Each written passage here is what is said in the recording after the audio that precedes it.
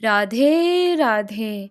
मेरा नाम है निकिता शर्मा और आप सभी का स्वागत है श्रीमद् भागवत गीता की इस श्रृंखला में।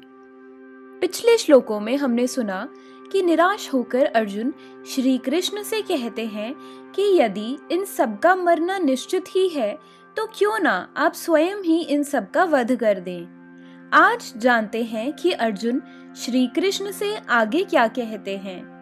श्लोक 36 में कहा गया है कि पापमेवाश्रये दस्मान हत्वेतानात् तायिनः तस्मान हर्या वयम हन्तु धार्तराष्ट्रांस बांधवान स्वजनम हिम कथम हत्वा सुखिनः स्याम माधव।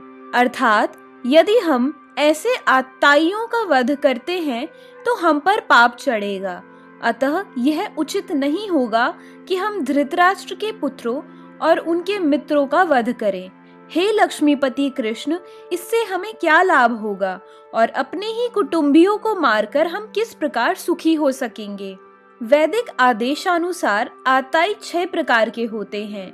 पहला विष देने वाला, दूसरा घर में अग्नि लगाने वाला, तीसरा घातक हथियार से आक्रमण करने वाला, चौथा धन लूटने वाला, पांचवा दूसरे की भूमि हड़पने वाला तथा छठा पराई स्त्री का अपहरण करने वाला। ऐसे आताइयों का तुरंत वध कर देना चाहिए क्योंकि इनके वध से कोई पाप नहीं लगता। आताइयों का इस तरह वध करना किसी सामान्य व्यक्ति को शोभा दे सकता है, लेकिन अर्जुन कोई सामान्य व्यक्ति नहीं है। वह स्वभाव से साधु है, अतः वह उनके साथ साधुवत व्यवहार करना चाहता था, लेकिन इस प्रकार का व्यवहार क्षत्रिय के लिए सही नहीं है। यद्यपि राज्य के प्रशासन के लिए उत्तरदायी व्यक्ति को साधु प्रकृति का होना चाहिए, लेकिन उसे कायर नहीं होना चाहिए। जैसे भगवान श्री राम इतने साधु थे कि आज भी लोग राम राज्य में रहना चाहते हैं, लेकिन उन्होंने कभी कायरता का प्रदर्शन नहीं किया। रावण आत्ताई था क्योंकि वह श्री राम की पत्नी माता सीता का अपहरण करके ले गया था, लेकिन श्री राम ने उसे ऐसा पाठ पढ़ाया जो विश्व इतिहास में बेजोड़ है। अर्जुन के प्रसंग में विशिष्ट प्रकार के आत्ताइयों से भेंट होती है। ये हैं उनके निजी पितामह, आचार्य, मित्र, पुत्र, पौत्र इत्यादि। इसीलिए अर्जुन ने विचार किया कि उनके प्रति वह सामान्य आत्ताइयों जैसा कटु व्यवहार नहीं करेगा। इसके अलावा साधु पुरुषों को तो क्षमा करने की सलाह दी जाती है। साधु पुरुषों के लिए ऐसे आदेश किसी राजनीतिक आपातकाल से अधिक महत्व रखते हैं।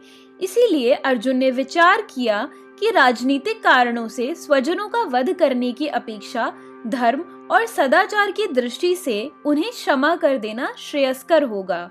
अतः क्षणिक शारीरिक सुख के लिए इस तरह वध करना लाभप्रद नहीं होगा। अंततः जब सारा राज्य और उससे प्राप्त सुख स्थायी नहीं है, तो फिर अपने स्वजनों को मारकर वह अपने ही जीवन और शाश्वत मुक्ति को संकट में क्यों डाले।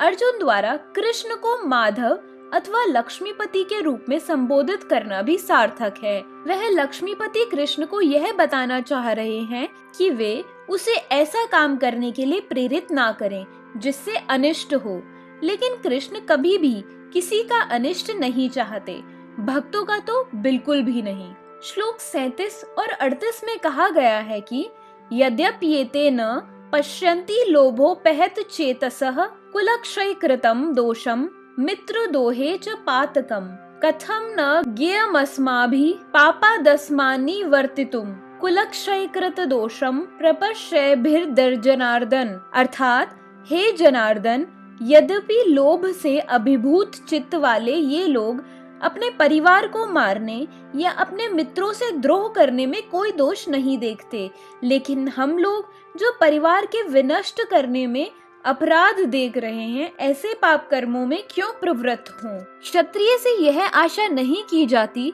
कि वह अपने विपक्षी दल द्वारा युद्ध करने या जुआ खेलने का आमंत्रण दिए जाने पर मना करे।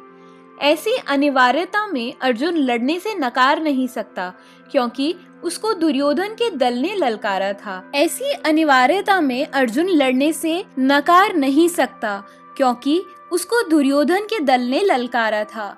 इस प्रसंग में अर्जुन ने विचार किया कि हो सकता है कि दूसरा पक्ष इस ललकार के परिणामों के प्रति अनभिज्ञ हो, लेकिन अर्जुन को तो दुष्परिणाम दिखाई दे रहे थे, इसीलिए वह इस ललकार को स्वीकार नहीं सकता। अगर परिणाम अच्छा हो तो कर्तव्य पालनीय है, लेकिन अगर परिणाम विपरीत हो तो हम उनके लिए बाध्य नहीं होते। इन पक्ष विपक्षों पर विचार करके अर्जुन ने युद्ध न करने का निश्चय किया।